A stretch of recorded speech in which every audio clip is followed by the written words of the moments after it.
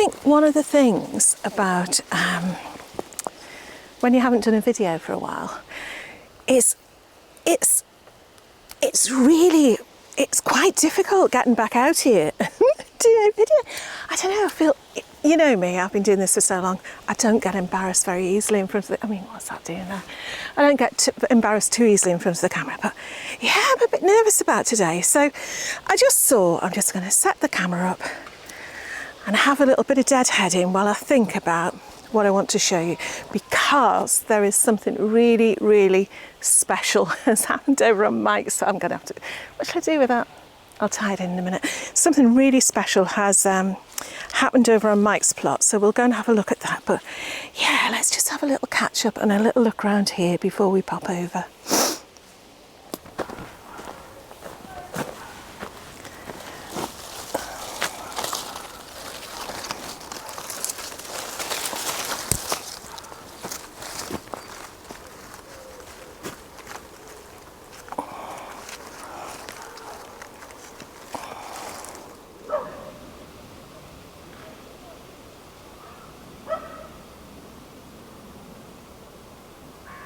You know how much I love my bees, and one of my real treats each summer is just allowing this golden marjoram to fall right over the bath. To be fair, it's not meant to be right as across the bath as this.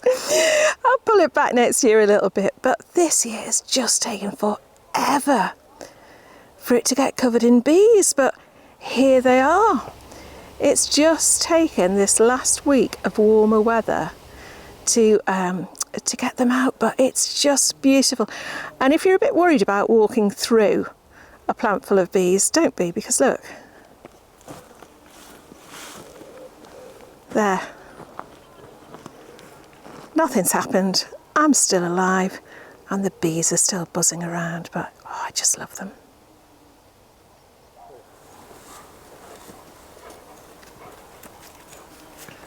If you look down here though, I mean, considering this is, the chickens, they've seen me and they think they're going to get treats, they're going to have to wait.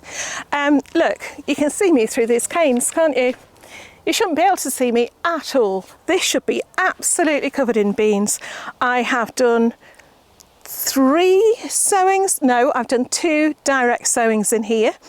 And in the end, I brought some beans on and put them in as small plants.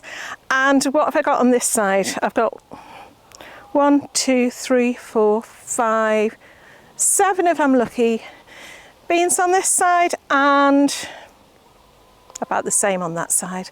So I am blaming to a large extent the fact that we edged these beds in wood, because it's been so damp. I think, oh, look at that, that's just rotten. So I think it's just been ideal for slugs and snails to get in there. So I think a task to put on the list to get done for next year is to remove these wooden edges. You know, I like having the grass paths, but yeah, that's clearly not the best thing for your beans. However, if you look at the other side, it's a different story again, because these were planted. Can you see? You see, the thing is, you can't see me now, and you shouldn't be able to see me. Or if you can see me, you can't see me as well as you can see me over there. But these were planted in very similar fashion. They were just planted direct. I don't know if we replaced any. We might have filled in a few gaps by planting the rest direct.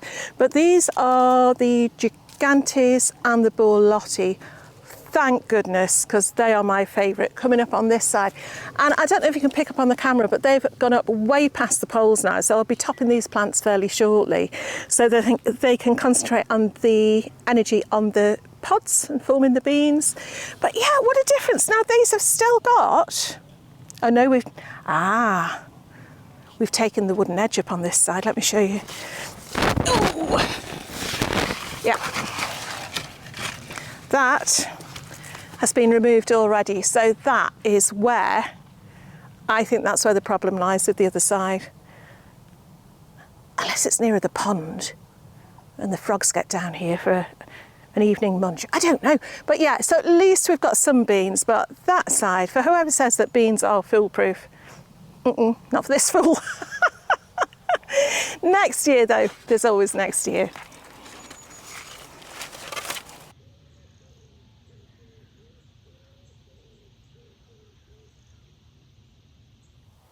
And these onions now, if you remember, I harvested the red onions last time. Still a few red onions over here actually. These are just starting to fall, so these, I would say another week. I don't know, actually we're due some quite heavy rain next week, so maybe before we'll get those up. And at the back we've got the really nice shallots as well. But let me show you the giant onions. These are the giant onions, and whereas they are not, you know, the size of your head, which would be a bit too much for one person, they're certainly getting nice and big. One of them's dropped over there, but yeah, can't wait to get those up. And I think with those, the ones I've just shown you at the other end of the plot and the red onions, we're actually going to have a decent amount to store this year. So yeah, I've already threaded the red onions up. So once I get another load to show you, I'll show you how I string them up in a really, really easy way. Okay, if I show you the polytunnel, I mean, look at this. Can you see that from there? I bet you can see the side shoots need pulling out. Oh crikey, they really do, don't they? Oh dear. That is huge, and that's the thing this year. In here, everything is beautiful and lush and green, but it shouldn't all be lush and green by now. We should be having some colour in here. I mean, we've got, I showed you these times, the Barry's Crazy Cherry. You can't see them from there. I'll show you a close-up. And they were absolutely covered in flowers. There's still lots of flowers. I'd say maybe half of them have produced tomatoes. I can quite honestly say we have picked nothing in here. The midnight snack tomatoes, which are black and beautiful, they've gone black. So they're not ready yet. I don't think they're ready. What I always do, even if they look ripe, just pop your sort of thumb in slightly or your finger and just see if there's any sort of give, because if they're still rock solid, they're not ripe. And it's really difficult to tell with the coloured ones, the ones that aren't red. So yeah, it's really, really weird. But when you think of how much stuff you can get in a polytunnel, you might think to yourself, why on earth would you need any more space? But let's go down to Mike's plot and I'll show you what's happened.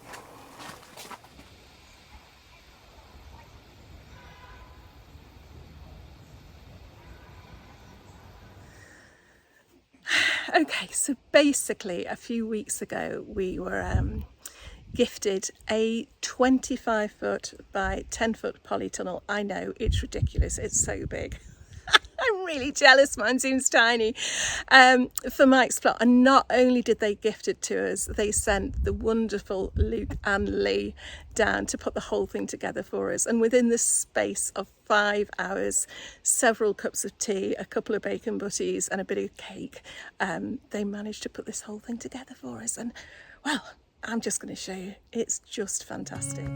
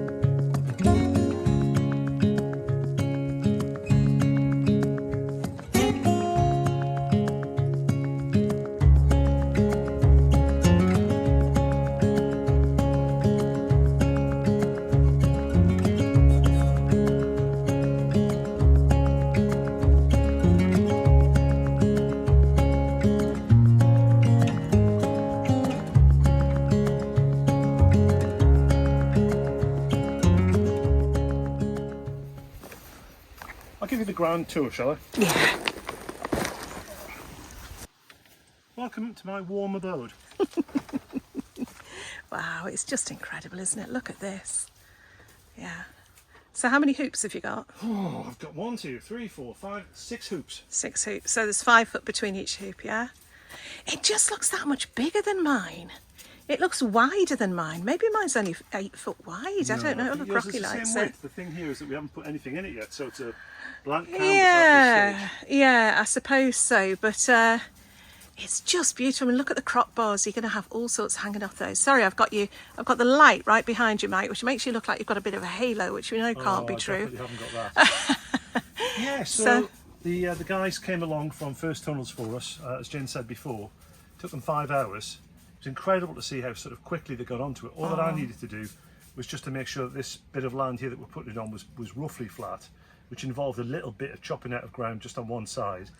We already had a big membrane down here, which we thought would be sort of a useful way to just make a start, really, because we can take parts of that out, or we can build on top of it with raised beds, etc., etc. The materials are really good, so it's really good, high quality polythene. They tensioned it using these bars at the bottom here, making sure that it's sort of tight as a drum. Oh, that's a good sound, isn't it? That's a good sound. It's lovely when it rains. And it was warm. It was really warm the day they did it, didn't they? Which is so they perfect came super conditions. Early. They got here for 7 o'clock, and they were finished by about 12, half 12. That sort of time. Yeah. And that was including cups of tea and spooning your pretty dry lemon drizzle cake. They didn't like that lemon drizzle cake. They did enjoy a sandwich. They enjoyed a bacon sarnie. So, what's your first task? My first task is a little bit of a planning task, really, because I've got to think about whether I'm going to dig into the ground, or plant directly into the ground, I should say, or whether I'm going to have raised beds. And I think I'm going to buy some pallet collars and use pallet collars and line them and have some raised beds in here, because I think when you've got this opportunity, and it's a great opportunity to start from scratch on something, and it's a kind of a quieter time of the year in terms of planting, I think it's just a great blank canvas and a great place to start, I think. Yeah. And I think with me being ancient and getting ancienter by the year, I'm not ancient, but I'm 60 and I've got a slightly dodgy back, always had an achy back. I think probably raised beds are the way to go, but I'd be interested to know what people think. Yeah. Give us, what do you think? I mean, the fact that Mike is old and dodgy. Yeah. Aside from that, if it was your polytunnel, what would you do? You could just have raised beds down one side. You could have staging so that down one side you had 2 levels. Yeah. Couldn't you? You could, I mean, there's so much you could do. Like the crop bars, you see people hanging shelves from the crop bars. We've done that before with the other one. And canes that you can poke through the polytunnel skin. Yeah, that's always a problem. But yeah, so that's an option, isn't it? So you could either remove the membrane and dig straight into the soil, have the raised beds, or you could just do one huge raised bed down each side. I don't know. What do you think? What would you do? For me, the benefit of that is that we would avoid getting these sidebars soaked or kind of touching them with soil and things like that. Yeah, that's true. That's true. But also a bit less kneeling down, a bit less kind of having to get down to ground level. Yeah. I am thinking about planting a few things immediately though, if I can. That probably does involve either bringing some pots in or planting directly into some soil in little sort of cut out sections of this particular membrane. Well, yeah, that's a point actually. You could just bring in some of your big potato pots, couldn't you? I could. You could. But the problem with a big potato pot in a polytunnel is they dry out quite quickly. Well, whatever's in here, you're going to have to keep watering it, aren't you? You are, but the soil's going to retain the water a little bit better if it's mulch, I think, Yeah. What's that you're saying, Rocky? Rocky's saying, what's that you've got there, Michael? And what I've got here is, I've got some dwarf French beans that Jane planted. So some bush beans. Oh, did you take them off the table outside the greenhouse? I took them off the table where they were being, frankly, eaten by slugs. But they were in the order of what I knew what they were, because they haven't got labels in. Well, that order's changed now. So now they've become mystery beans. Mystery beans, but they are dwarf beans. These are off Ali over at my rustic garden. So Ali, once these have grown, you might be able to identify them for us. There were some turtle beans, there were some purple beans, and there were some other earthy beans. I don't know what they were. Burgundy bush, maybe. But yeah, because again, the ones that I planted directly into the soil, like the beans, I was just showing the tall beans and how badly they've done this year with the slugs and snails. So yeah, if we can get any sort of bean, that'd be great. Yeah, we can get some of them in. something I've thought about, I've just thought, Michael, Christmas veg. Veg for Christmas dinner. Which potatoes would you plant now for Christmas dinner? And which carrots would you plant now for Christmas dinner? We've got sprouts. The sprouts are going to go outside. We're not going to put them in the polytunnel. Why not? Well, we could, but I think aren't sprouts a little bit better and a bit sweeter when they've had a frost? Yeah, they are. They are. So I think the sprouts are going to go outdoors. We can Potatoes. start them off in here, the sprouts that we have got Christmas potatoes. Christmas Carrots. potatoes, we mentioned them. Yeah. Christmas carrots. But- Christmas beetroot. Yeah. What do you think? What do you think? Christmas Again. red cabbage. Oh, have we got? We have. So anyway, have a little think about what we said. There's a few things I'd like your feedback on. Are your tomatoes ripening as normal? Are they late like mine? Have I just grown some really dodgy tomatoes, or have I grown tomatoes in a dodgy fashion? Have you had problems with your beans? If not, let me know what you have had. If you tell us what you've had problems with, it makes me feel better, because you feel like you're not the only one. What would you do in the polytunnel here? Would you have raised beds? Would you have Strips. strips? Yeah, go straight into the ground. And what would you plant in the polytunnel if you were planting now, which is middle of August? All those questions and more, very welcome below. But I will put a link to First Tunnels. I think I said before, I wouldn't dream of, I suppose I am promoting the product, aren't I? You are. I am promoting their product. I wouldn't dream of promoting anything that I didn't think you would benefit from. We have benefited from the other one hugely. It's brilliant quality. They've got brilliant customer service.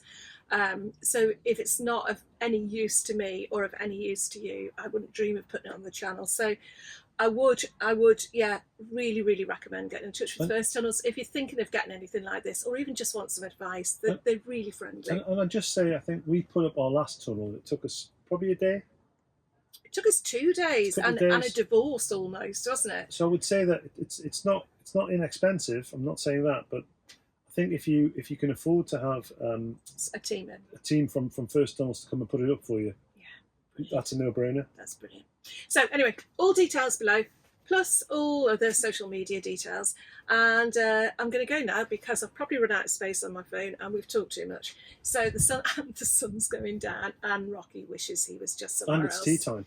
Oh, it's way past tea time. We're going to go now. I think it might be beer time as well, wouldn't it? Beer and tea time. Beer and tea. Yeah, Saturday nights. Okay. Okay, lovely to see you. And we'll be back very soon. Bye for now.